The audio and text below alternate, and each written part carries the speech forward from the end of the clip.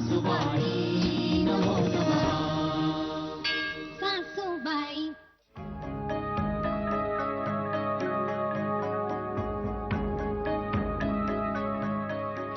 दोन ticket manage झाले, त्यामुळे आपल्याला जायचं बँकॉकला. हा, विघ्नेश, ही जे बोलते ते खरं आहे का? खरंय म्हणजे आम्ही दोघं बँकॉकला जाणार आहोत. घरात सगळेजण एकत्र असले की सणाचा आनंद वाढतो. पण त्यासाठी चांगलं रिलेशन असायला हवं.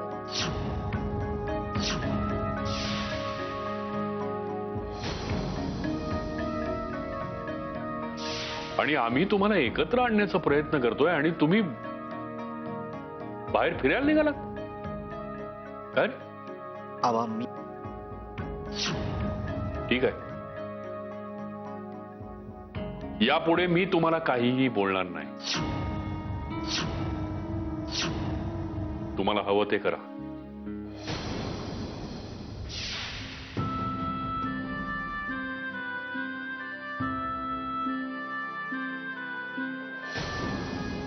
आज आबा कधी नव्हे ते जेवण टाकून उठले. याला मीही तितकाच जबाबदार आहे. मी बोललो असतो ना तर गैरसमज झालाच नसता. पण मी गप्प राहिल्याने त्यांना वाटलं असेल की मलाही बँकॉकला जायचं. ते आता रात्रभर उपाशी राहतील आणि आई पण. आणि याला कारण असेल फक्त मी. नाही असं होतं का मला? मी आत्ताच्या आत्ता जाऊन त्यांना सॉरी म्हणतो, त्यांची माफी मागतो. हा, कॅशला सांगू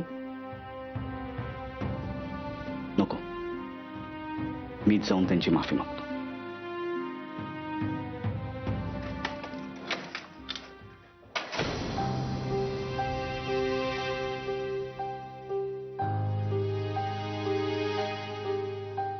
अहो, जास्त नका विचार करू. सकाळी पाहूया काय करायचं ते. चला झोपायला चला. कोण?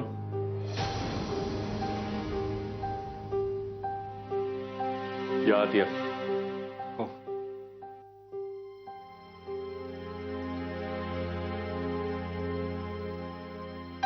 काय रे, झोपला नाही अजून? नाही आई, म्हणजे आम्हाला आबा तुमच्याशी थोडं बोलायचं होतं. हो आबा, आज तुम्हाला आमच्यामुळे जेवताना भरल्या ताटावरून उठावं लागलं. I am sorry. हो आबा, आज तुम्हाला त्रास झाला आमच्यामुळे, माफ करा.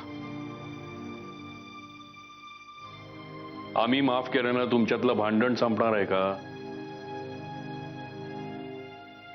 काय रे, काय विचारतोय मी? आबा अहो, पण हे भांडण आम्ही नाही चालू केलंय. विघ्नेश जरा प्रेसमध्ये प्रेस फक्त त्याच्या मालकीची असल्यासारखा वागतो. आम्हाला डॉमिनेट करतो, सगळ्या स्टाफ समोर बोलतो. आमचा फक्त एवढाच इश्यू आहे. खरं सांगायचं तर आबा, प्रेसमध्ये आम्ही असलो काय किंवा नसलो काय त्याला काहीही फरक पडत नाही असा तो वागत असतो. हो, स्वतःच मीटिंग्स घेतो, स्वतःच हवे ते निर्णय घेतो. मग आम्ही कशासाठी आहोत? हो. आणि आबा याचा अर्थ असा नाही की आम्हाला त्याचं टॅलेंट किंवा त्याचं कॉन्ट्रीब्युशन अमान्य नाही. पण आबा आम्ही काय मूर्ख आहोत का? आम्हाला पण काहीतरी रिस्पेक्ट हवा ना. आणि तोच नेहमी काय म्हणतो की there is a limit for everything. मला मान्य आहे तो माझा मोठा भाऊ आहे, पण मला त्याला म्हणावंसं वाटतंय की there is a limit for everything. बरोबर, पण लिमिट तुमच्या दोघांच्या वागण्यालाही हवं ना. ऋषी, तो तुझा मोठा भाऊ आहे म्हणून, आणि प्रथमेश तो तुझ्यापेक्षा लहान आहे म्हणून तुम्ही दोघांनीही त्याचं वागणं सांभाळून घ्यायला हवं. आणि या सगळ्यात तुमच्या दोघांच्याही काही चुका झाल्या असतील, काही गैरसमज झाले असतील, पण हे तुम्ही दोघांनी त्याच्याबरोबर शांतपणे बसून बोलून सोडवायला हवं ना. याचा हमरी तुमरीवर येऊन कसं झाले? कालपर्यंत तुम्ही तिघ जण अगदी मित्रांसारखे राहत होता आणि त्याचा अभिमान वाटायचा आम्हाला. आणि आता आता इतकी भांडणं व्हायला लागली तुमच्यात. हे बघ आई, माझ्या बाबतीत विघ्नेशनी सुरुवात केली, मी नाही. माहिती आहे. नाही, आम्ही दोघं त्याच्याशी बोलू, त्याला समजावून सांगू, त्याच्या चुका दाखवून देऊ, पण सुरुवातीपासून हा असाच आहे, उतावळा.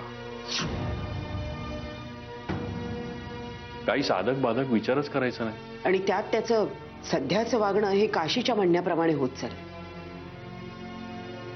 आता गणपतीमध्ये काशीला फिरायला जायचं. विघ्नेशने ते मान्य करू नये म्हणजे झालं.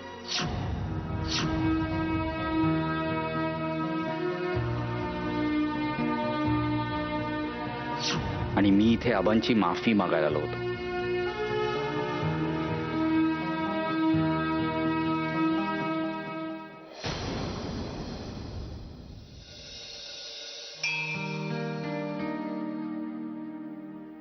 बाप्पा, या घरात जे जे चांगलं घडलंय ते सगळं तुझ्यामुळेच. तू सुख करता आहेस, दुःख हरता आहेस. आजपर्यंत या घरावर जी जी संकट आली त्या संकटांचं तू निवारण केलंस, आम्हाला वाचवलंस. आत्ताही या घरावर संकट आलंय. सुख शांती सगळी हरवली. तू लवकरच आमच्या घरात पाहुणा म्हणून येणारच ना. मग दरवर्षीप्रमाणे ह्या वर्षी सुद्धा सुख आणि शांती घेऊन ये बाप्पा. आमच्यावरचं संकट टाळ. आम्हाला सुख आणि शांती दे. मी तुझी आतुरतेने वाट बघते.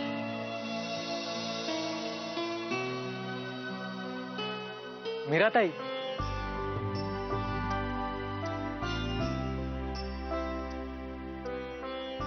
तुम्ही मागवलेलं डेकोरेशनचं साहित्य. लिस्ट प्रमाणे सगळं साहित्य आलंय. हो, अगदी तुमच्या लिस्ट प्रमाणेच आहे. वाटल्यास चेक करून घ्या. हो हो, चला ना, आज चला. ठीक आहे, चला.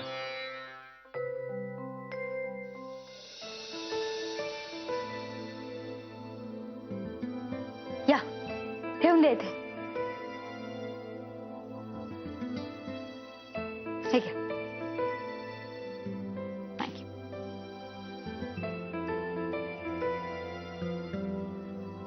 आई, आई बघा ना, मी काय काय ऑर्डर केलंय. सगळं डेकोरेशनचं सामान आहे, ते पण इको फ्रेंडली.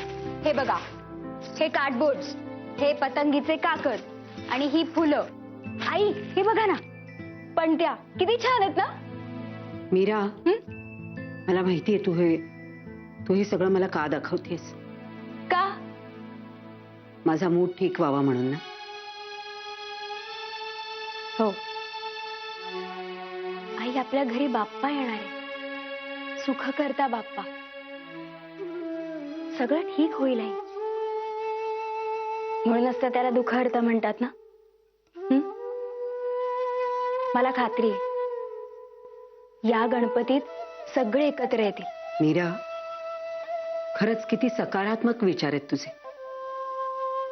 आणि मी अशीच बसून होते. आई, विचार तुमचेच आहेत, फक्त आता माझ्या तोंडातून आले. खरंच देव करो आणि तू म्हणतेस ना तेच खरं हो. गणपती उत्सवाच्या निमित्ताने सगळे एकमेकांशी गोड हो. बरं मला सांग, एवढं सामान मागवलेस पण काय करणार आहेस काय? आई, मखर बनवायचं सगळं सामान आणलंय. हे बघा, कार्डशीट्स आहेत, पतंगीचे कागद आहेत आणि माझ्या डोक्यातलं एक वेगळीच डिझाईन आहे, ते मी तुम्हाला काढून दाखवते. आणि ही फुलं आहेत ना मीरा, कार्डबोर्डचे तुकडे जॉईन करून रंगीत पेपर लावून मकर बनवता येतो घराच्या आकारासारखा. पण घर बनवायला खरी नाती लागतात. हसरी, खेळकर, रंगीत. पण ती उरलीच नाहीये आपल्या घरात. हो ना, हे तिन्ही भाऊ एकमेकांचे चेहरेही बघत नाहीत. त्यात ही रंगीत आरास, म्हणजे काय गरज आहे ना मीरा. गरज आहे वहिनी. हे काही पहिल्यांदाच घडत नाही आपल्या घरात. या आधीही असे प्रसंग आलेत आपल्यावर आणि तेव्हा बाप्पानीच वाचवलंय आपल्याला. हो,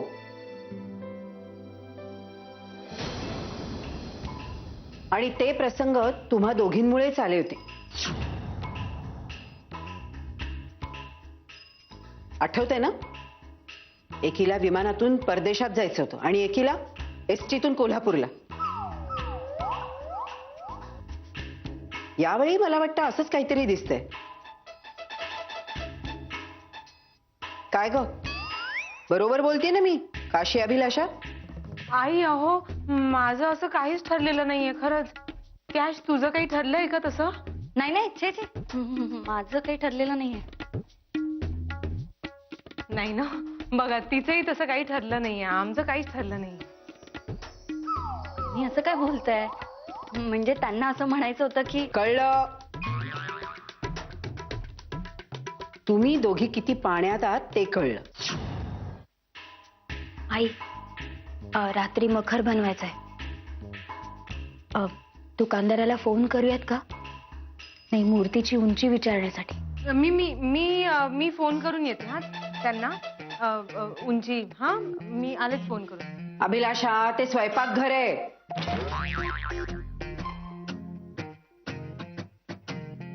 हो मी त्यांना फोन करते, विचारते उंची स्वयंपाकघराची. हा, हा नाही, उंची विचारून आले. कॅश तू थांब इथे, मी आले. काशी तू ते अभिलाषा वहिनींना फोन नंबर लक्षात नसेल ना, तर मी त्यांना फोन नंबर द्यायला जाते.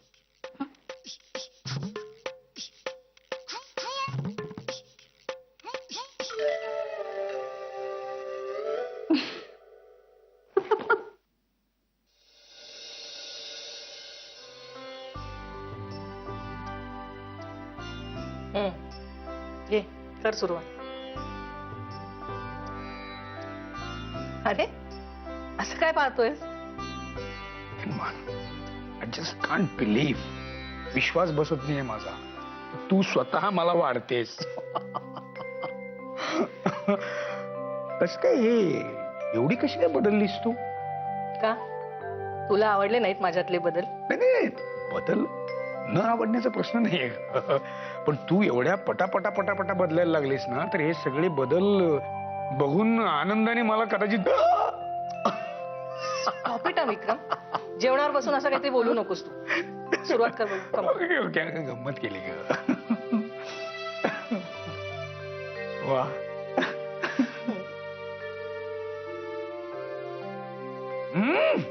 वा, क्या बात है. काय अप्रतिम भाजी गेली केशव काकांनी. वा वा, बाई बघ, टेस्ट कर, टेस्ट कर, टेस्ट कर. मी ती आधीच टेस्ट केली बनवताना. ही भाजी तू बनवलीस? का? विश्वास नाही बसत तुझा? नाही नाही. केशव काकांना विचारायचं. अरे प्लीज प्लीज प्लीज, त्यांना बोलू नकोस. विश्वास आहे माझा तुझ्यावरती. तूच बनवली असतील भाजी, पण एवढी टेस्टी. काय काय, कधी कधी शिकलीस हे आणि कोणाकडे? माझ्या मुलीकडून. फक्त 2 दिवस राहिले मी मीरा बरोबर आणि आयुष्य कसं जगायचं ते शिकले. खरं तर मुलींना आपल्या आईसारखं व्हावंसं वाटतं, पण मला माझ्या मीरासारखं. वा, क्या बात आहे. खरंच म्हणजे किती बदलली आहेस तू. तुझ्यातली ती इगोइस्टिक, सेल्फिश, एस्केपिस्ट देविका आता कुठे दिसतच नाही अजिबात. ती देविका संपली आणि या देविकेचा जन्म झाला.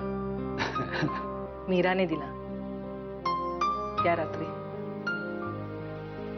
विक्रम, मला आत्ता मीराला भेटावंसं वाटतं. चल ना आपण नाशिकला जाऊया. प्लीज विक्रम, प्लीज, आपण उद्याच जाऊया ना. उद्या? अगं आपण आता गणपतीला जातोच आहोत ना. मी मीराला कळवतो फोन करून. एक मिनिट.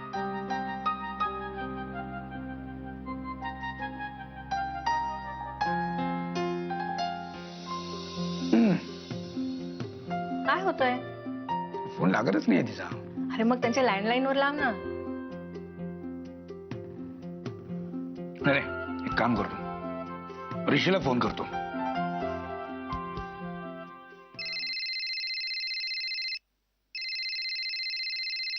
डॅडचा फोन. मीरा, ए मीरा, मीरा.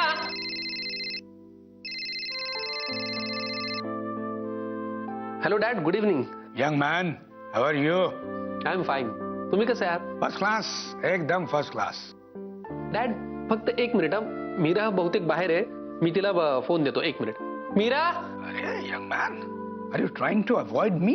टाळतोस की काय मला? नाही नाही, अहो असं काहीच नाहीये. नाही नाही नाही, अरे गंमत केली रे, गंमत केली. आणि मीरा नसली म्हणून काय झालं? आम्हाला तुझ्याशी बोलायला आवडेल की. यु नो यंग मॅन, माझ्या कंपनीमध्ये सगळ्यांच्या तोंडी तुझंच नाव आहे. माझा जावई किती ब्रिलियंट, किती हुशार आहे, अजूनही चर्चा चालू आहे त्याची. विक्रम, किती वेळ बोलतोयस तू? मला दे ना फोन, मलाही बोलायचंय त्याच्याशी. अरे थांब, मी बोलतोय ना. पण एक मिनिट. नाही नाही नाही, मला बोलायचंय. दे बघू फोन, मला बोल. अरे तू. हॅलो हॅलो ऋषी, कसा आहेस रे? मी मजेत. आणि मीरा कशी आहे? हो, आणि मीरा पण. हॅलो बोलून दे रे, माझ्याकडे दे. अरे दे ना, मला बोलायचंय. दे ना. बोलायचंय मला. बुडवतो मी. हा, अरे तुला माहितीये का ऋषी, तू केलेल्या कंपनीतल्या त्या एका कामामुळे कंपनीतले नुसतं स्टाफ आणि वर्कर्सच नाहीत, मॅनेजमेंट गाईज सुद्धा तुला आता बॉस म्हणून बोलायला लागलेले आहेत. त्यांच्या नजरेत तू आता या कंपनीचा भावी मालक आहेस, मालक. अहो डॅड, पण माझ्या मनात असं काहीच नाहीये आणि कधीच नव्हतं. I know. आणि हे तुझ्या ब्रिलियन्सीमुळे सगळ्यांना वाटतंय. आणि तुला सांगतो, आमच्या नंतर हे सगळं कोणाचं आहे? मीराचं आणि तुझंच. And you deserve it. हे बघ, दुसरा कोणी ऐरा गैरा जावई असताना माझा, तर मी हे बोललो नसतो. But you deserve it. आणि हे मी नाही, माझ्या कंपनीतला प्रत्येक माणूस बोलतोय. कळतोय तुला? हो डॅड. डॅड, मी मीराला सांगेन ना तुमचा फोन आला होता ते. Okay okay. Take care. Bye. Yeah, bye. आणि हो, मॉमला बाय सांगा. हो, सांगतो. चल, बाय. Yeah, bye.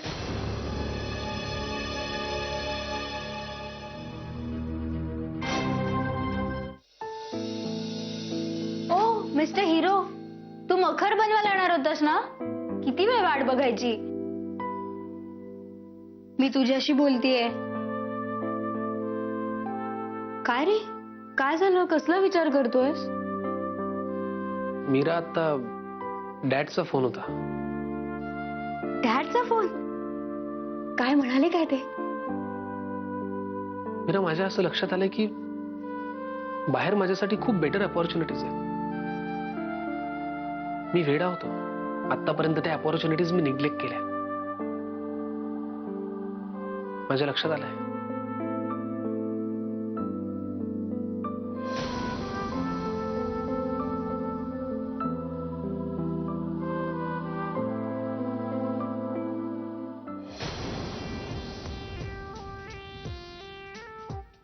झोपायची तयारी?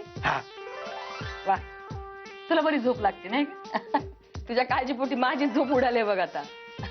पण तुला मस्त झोप लागते. कसं तुझं सकाळच्याला उठायचं, नाश्ता करायचा, ऑफिस मध्ये जायचं, तिथून आल्यावर जेवण तयार असतंच, ते गिळायचं आणि पुण्याला झोपायचं. काळीच कसं वाटत नाही रे तुला? अगं दिसभर काम करतो मी, रात्रीला झोप लागणारच ना. आय तुझ्या पाया पडतो, तू आज मला काय काम सांगू नको. मी लय दमलोय.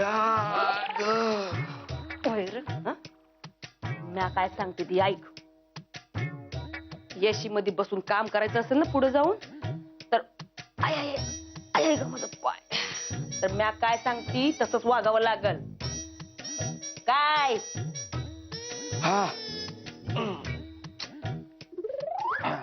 म्या सांगितलं काम झालं का? अगं या चान्स गावला नाही. चानच गावला नाही म्हणजे? हा, अरे कवा करणार आहेस काम? तुझ्यासाठी कोल्हापूर सोडून हिथं येऊन बसले. माझा वाडा सोडला, नाती सोडली, समद सोडून आले इथं. कशासाठी? तुझ्या भल्यासाठी. आणि तुझ्याने एक काम होईना.